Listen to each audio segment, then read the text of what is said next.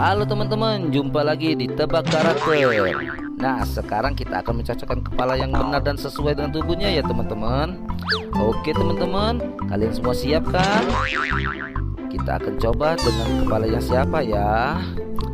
Ayo teman-teman, semangat. Salah teman-teman, bukan tubuhnya Dora. Wah, masih salah teman-teman. Ayo semangat teman-teman. Ya, salah lagi. Ayo teman-teman, dicoba lagi. Ini baru teman-teman. Ini baru benar tubuhnya si Dora. Kita lanjut ya teman-teman. Salah teman-teman. Kalau yang ini masih salah teman-teman.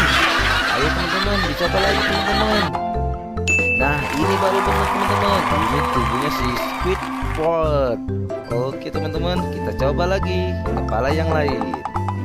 Kalau ini, nah, teman-teman. Kalau ini, yap benar teman-teman. Ini adalah tubuhnya si Upin. Betul. Kalau yang ini kalian pasti tahu kan? Ya, ini saudaranya si Upin, Ipin. Betul.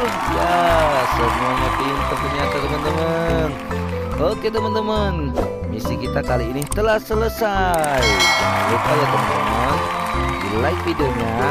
Dan juga seperti biasa, pencet tombol subscribe berwarna merah di bawah ya, biar kita bisa terus bermain bersama-sama di video kita selanjutnya.